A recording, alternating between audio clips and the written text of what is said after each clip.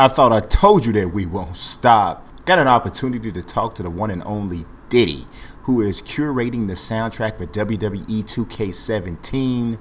Oh, it's real.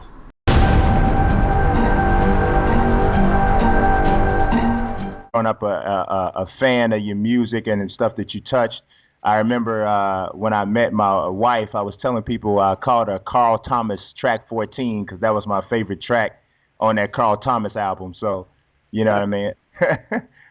So that was, like I said, I grew up listening to the music, so it's cool. Sorry, there's a little delay. I said that's really cool. Thank you. Yeah, for sure, man, for sure.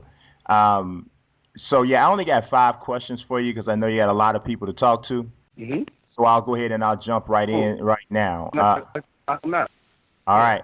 So did you grow up watching wrestling? Yeah, I mean, of course. Growing up during the time of, Hulk Hogan and Andre the Giant, Roddy Piper, Ric Flair, these are instrumental like sports figures, entertainment figures for me growing up. Definitely, yeah.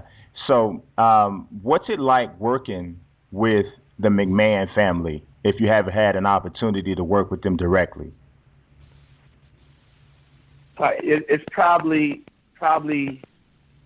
one of the greatest organizations, entertainment organizations, sports organizations, in the world. I mean, it's the best I've worked with. To be honest, out of everybody, out of all the organizations, this family is a great family. Their intentions are about entertaining the people. You don't, and you're in a culture and an environment where it just feels like, everybody's on the same mission, and so it's really like probably the most stress free, when you work with them, and everybody just over delivers, and it's so super professional. It's when I work with them, it gives me a chance to learn, like as a businessman and a brand builder. I get a chance to learn. I just sit back and just watch how they do everything, and it's like really remarkable. Yeah, I mean, so I know that you have worked with the WWE in the past in different, capacities.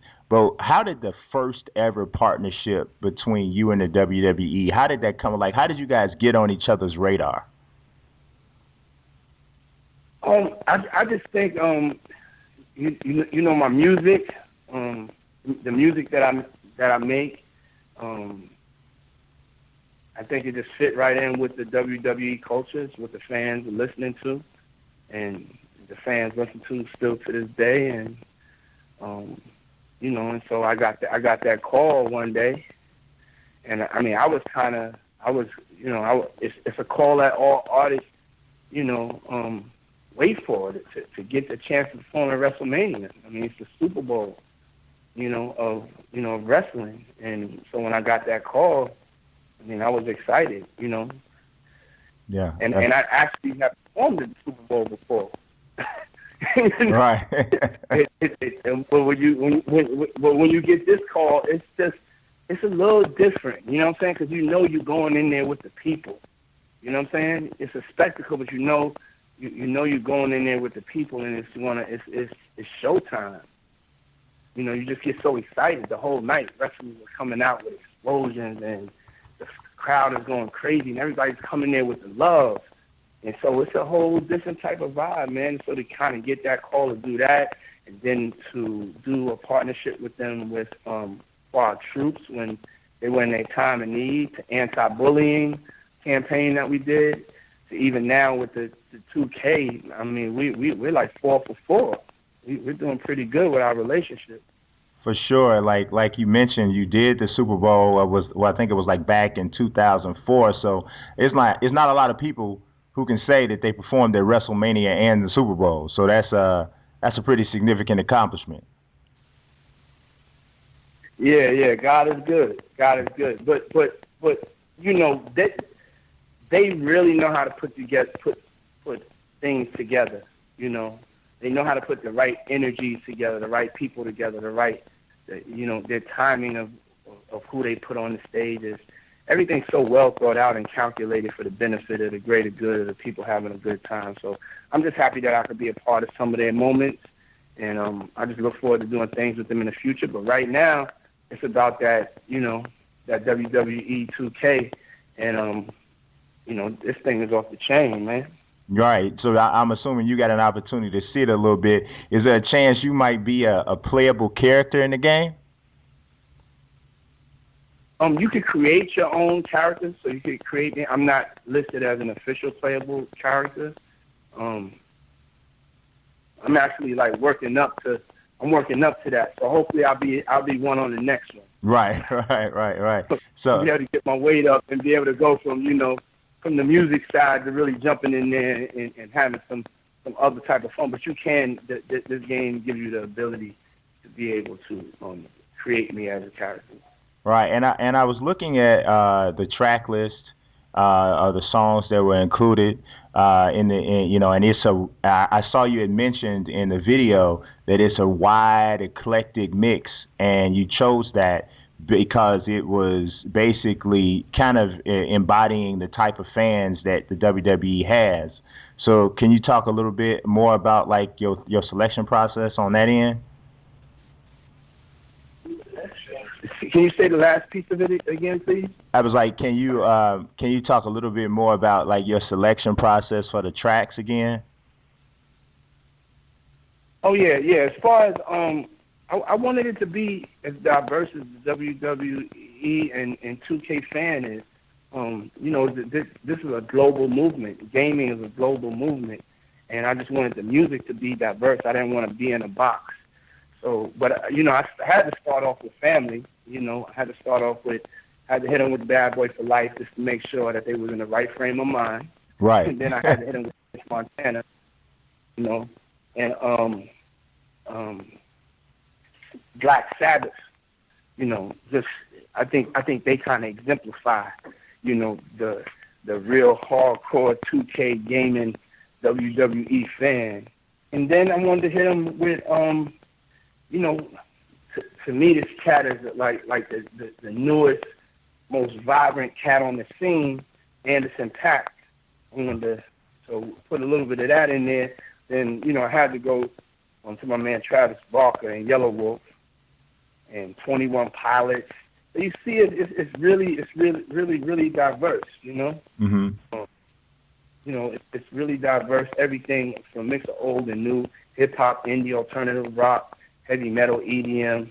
It's 13 tracks, and between this and just the game in itself, it's just a real good, awesome time.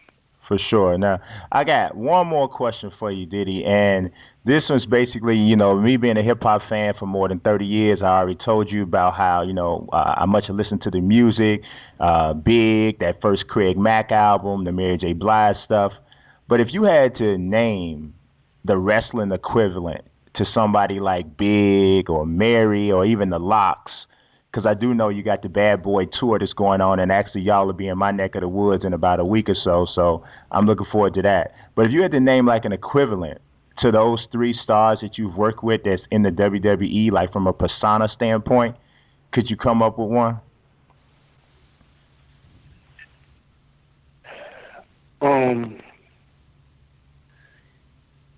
I mean, just honestly speaking, it would be Hulk Hogan for me.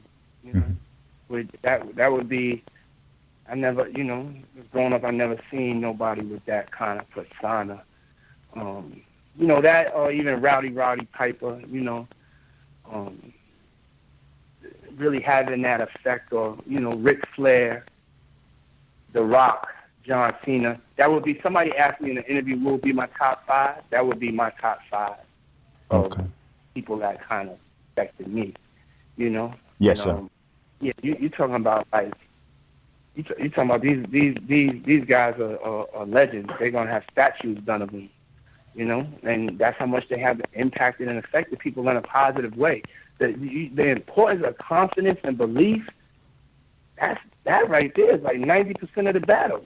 Yes, sir. You don't know what kid that's having some insecurities is, turning off the television or now, their phone or their computer after watching, Monday Night Raw or WrestleMania, and they get a chance to go into their own character, who they are, and they start to build their confidence up a little bit.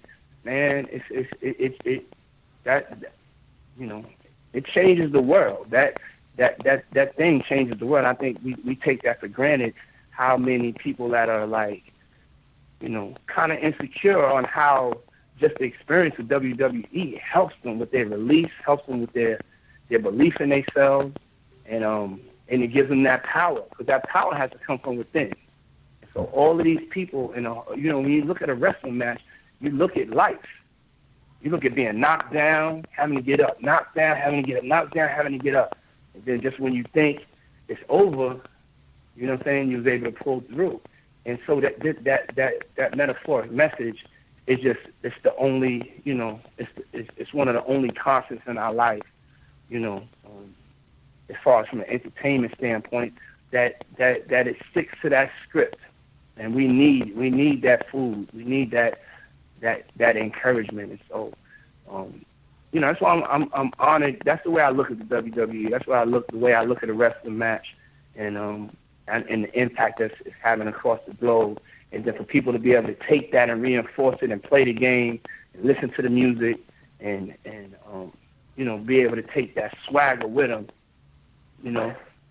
is an important power that I think the WWE uses to help us all for the greater good. Absolutely, man. I really do appreciate your time for sure.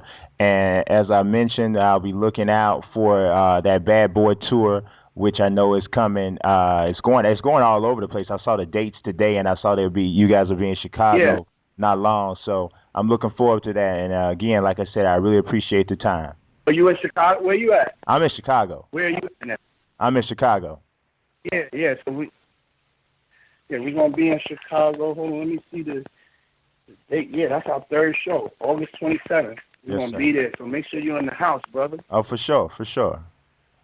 All right then, Diddy. I appreciate the time again, man. You have a great day.